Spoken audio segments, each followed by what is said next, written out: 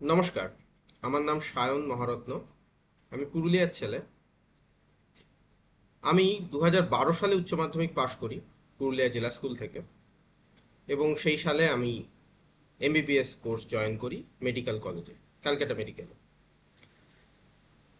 সেখানে 2018-19 সাল অবধি আমি ছিলাম, হাউস স্টাফ হিসেবে কাজ করেছিলাম কার্ডিওলজিতে। তারপরে আমি অল ইন্ডিয়া ইনস্টিটিউটে চলে আসি। আমার ইনফেকশাস ডিজিজ বলে একটি কোর্স চালু হয়েছে 6 বছরে, সেটি করতে। কিছু বক্তব্য আছে আমার। এই রাজপথে আমার জুনিয়ররা, সিনিয়ররা, আমার ব্যাচমেটরা, যাদের সাথে আমি এমবিবিএস করেছিলাম, তাদের অনেকেই বসে আছে, এবং অনেকেই বসে আছে যারা নতুন মুখ, যাদের চিনি না আমি। অনেক দিন হয়ে গেল পশ্চিমবঙ্গের বাইরে আছি।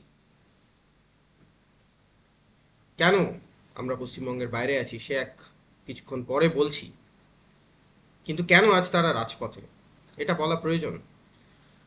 অনেক রকম প্রশ্ন উঠছে। একটা প্রশ্ন খুব প্রচলিত: কাদের টাকায় তোমরা ডাক্তারি পড়েছো? কাদের টাকায় তোমরা স্টাইপেন্ড পাও? কাদের টাকায় তোমরা ডাক্তার হয়েছ? এবং তাদের কথা ভুলে তোমরা আছো কি করে? প্রথমেই পরিসংখ্যানের কথা বলা হয়ে গেছে, তাও জানিয়ে রাখি। 90,000-এর বেশি চিকিৎসক রেজিস্টার্ড আছে পশ্চিমবঙ্গ সরকারের আন্ডারে, সব মিলিয়ে। মাত্র 7,500, 7 থেকে 7,500 রেসিডেন্ট ডক্টরস আছে, যারা পড়াশোনা করে প্লাস ডিউটি করে। ডিউটির সময় সিনিয়র ডাক্তারদের সাহায্য করে, বাকি সময়টা পড়াশোনা করে, সেমিস্টার দেয়, ভাইবা দেয়, পরীক্ষা দেয়, পাশ করে, এমডি, এমএস, ডিপ্লোমা, ডিগ্রি পায়, অথবা সিনিয়র রেসিডেন্সি করে, 3 বছরের রেসিডেন্সি করার পরে একটা সার্টিফিকেট পায়, অথবা হাউস স্টাফশিপ করে, তার জন্য একটা সার্টিফিকেট পায়। এরা হলো জুনিয়র ডক্টর, আন্দোলনরত চিকিৎসকদের, যারা রাজপথে যাদের দেখছেন সারাক্ষণ, এরাই তারা। এবার প্রশ্ন হচ্ছে, এরা কেন রাজপথে, তাই তো? 1 মাস ধরে এরা কি ফাঁকিবাজ? এরা কি ডিউটি করতে চায় না? এরা কি পড়াশোনা করতে চায় না? কেন এরা রাজপথে? কি কি বলতে চাইছে তারা? এরা কেন রাজপথে সেটা উত্তর কিন্তু আমি কেন দিল্লিতে তার মধ্যেই আছে, বা আমরা কেন দিল্লিতে তার মধ্যেই আছে। পশ্চিমবঙ্গের মেডিকেল শিক্ষা ছিল, এ কথা আমি যে কলেজ থেকে পাশ করেছি, এশিয়ার প্রথম মেডিকেল কলেজ।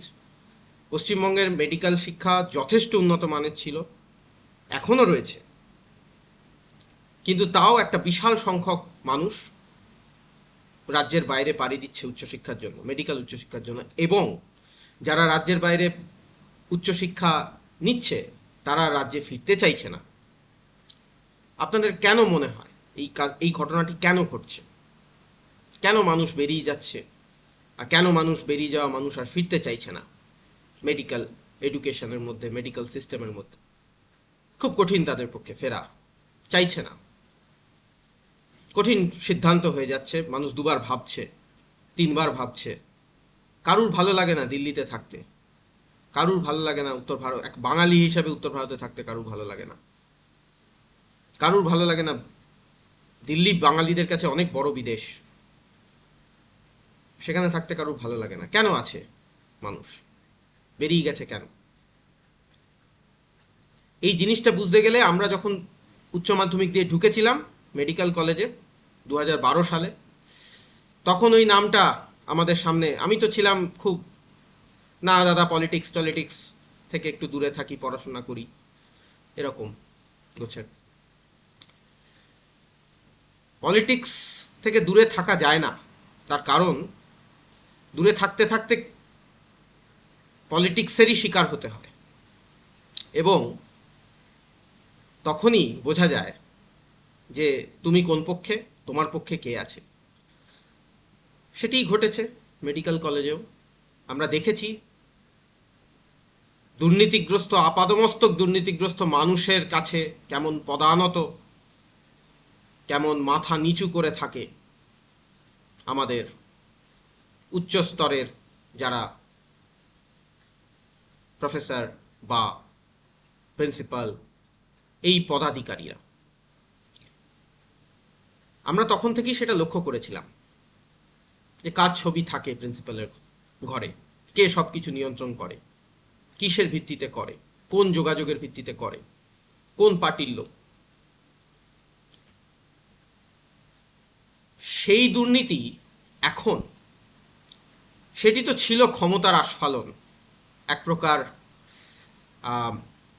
আমরা দুর্নীতি করব, আমরা ক্ষমতায় আছি, কে কি করবি করে নে, একটা অংশের দুর্নীতি আমরা করব। তাকে গণতান্ত্রিকভাবে, রাজনৈতিকভাবে কলেজ ইলেকশনের মাধ্যমে মোকাবিলা করা হয়েছিল, সেটাও বন্ধ করে দিয়েছিল, কিন্তু সেই লড়াই লড়তাম এক সময়, বা যারা লড়তো তাদের সাথে থাকতাম, খুব কম সময় ছিলাম, তারপরে তো চলে আসা। কিন্তু আজকে কি অবস্থা?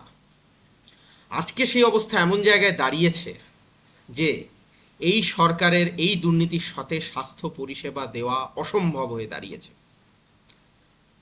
রেসিডেন্ট ডাক্তার ডিউটি চলাকালীন যে পেশেন্টগুলো রাত্রে দেখছিলেন, সকালে নোট দিতেন তিনি, তাকে নোট দিতে হতো, সেই কাজ করার আগে ডিউটি চলাকালীন ডিউটি রুমে ধর্ষিত এবং খুন হয়েছে।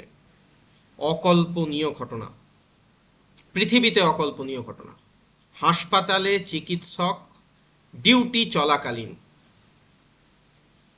এরকম অবস্থা হয়েছে, অকল্পনীয় ঘটনা। তার জাস্টিসের জন্য, তার ন্যায় বিচারের জন্য তারা পথে আছে, এটি হলো প্রথম কথা। কিন্তু শুধু কি তাই? শুধু কি তাই? আমাদের জন্য ডিউটি রুমে মৃত্যু অপেক্ষা করে আছে, এই হচ্ছে ঘটনা। কিন্তু তারপরেও ডিউটি রুমে যদি 5টা সিসিটিভি লাগানো হয়, আলাদা ডিউটি রুম করা হলো, প্রচুর সিকিউরিটি গার্ড দেওয়া হলো, কিন্তু মানুষের বিবেক, মানুষের সততা, এটা তো সিসিটিভি নয়। সিসিটিভিকে অন অফ করা যায়, ভিডিওকে ডিলিট করা যায়, সিসিটিভি অন করিয়ে সঞ্জয় রায়কে হাঁটানো যায়, আবার যাকে দরকার তাকে হাঁটানো যায়, যার ছবিতে বিপদ তাকে ডিলিট করা যায়, ওটা একটা যন্ত্র।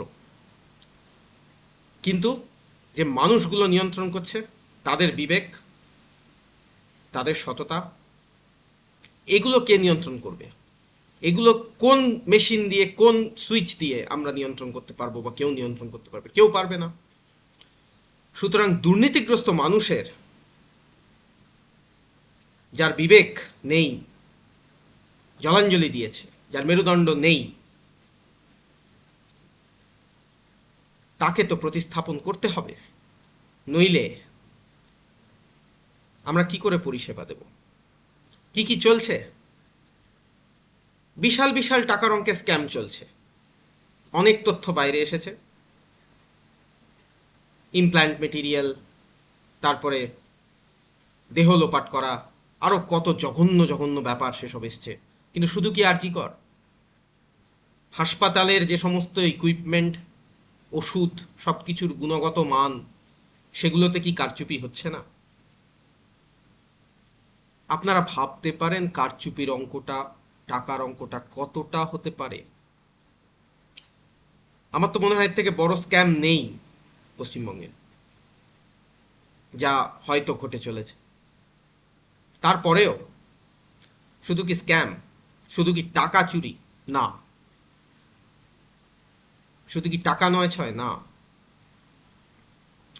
যে মেডিকেল শিক্ষার আমি গর্ব করলাম, আমাদের মেডিকেল কলেজের বা অন্যান্য রাজ্যের মেডিকেল কলেজের, সর্বোপরি বাঙালির যে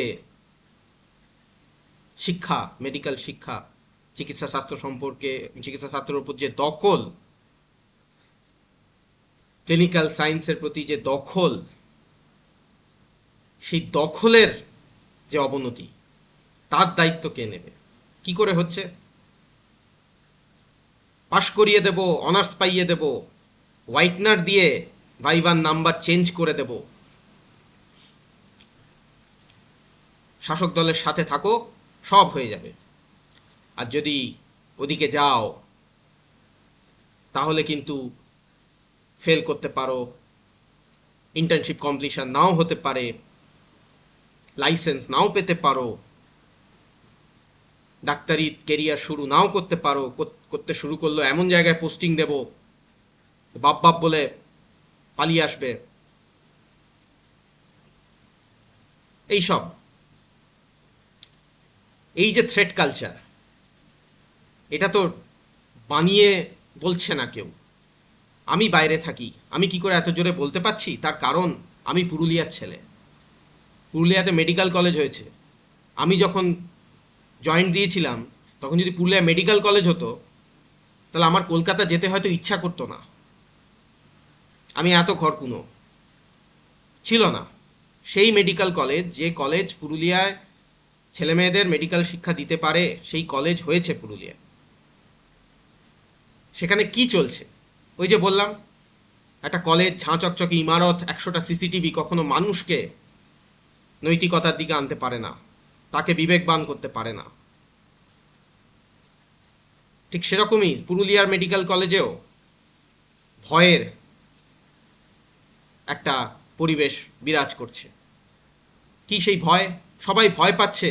এই যে বিরূপাক্ষ বলে যে ছেলেটি নাম এসেছে, আমি তো পুরুলিয়া মেডিকেল কলেজের জুনিয়রদের সাথে কথা বলে সেই ছেলেটির নাম জানতে পারি।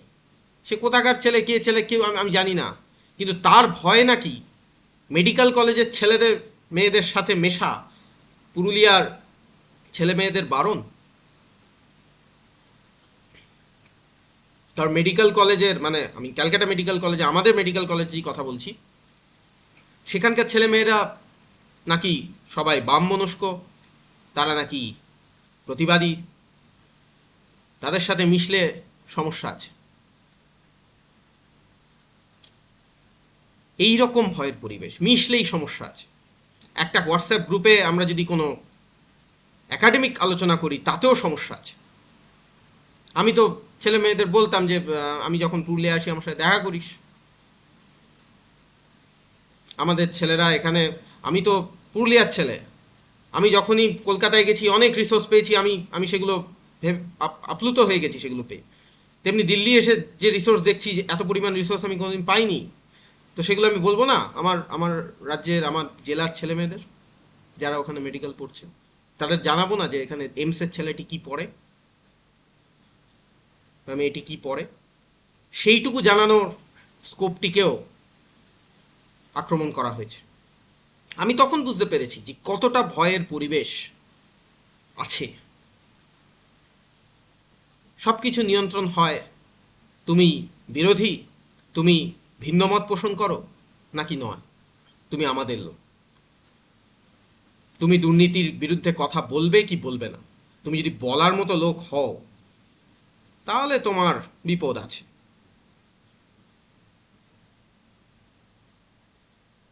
পড়াশোনার ক্ষেত্রে এই থ্রেট কালচার যদি থাকে তাহলে বুঝতেই পারছেন, ডাক্তারি শিক্ষা,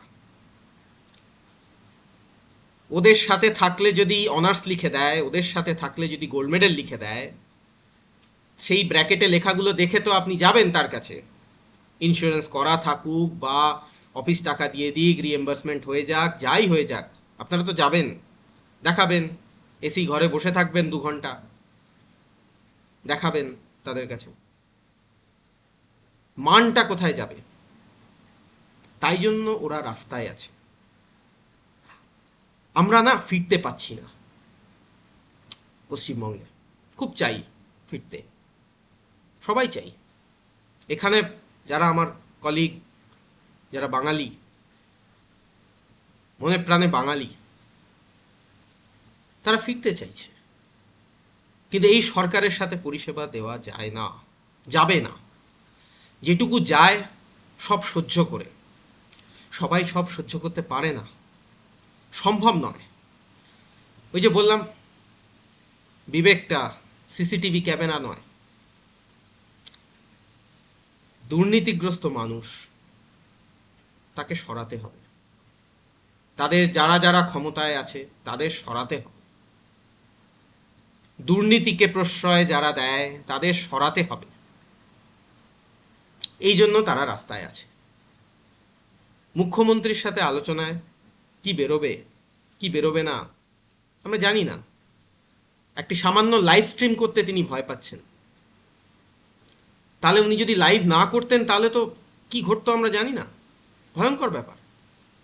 রাজ্যবাসীও প্রায় একই কথা বলছে যে হ্যাঁ লাইভ লাইভ ছাড়া আমরা কি করে বিশ্বাস করব। বিশ্বাসই নেই,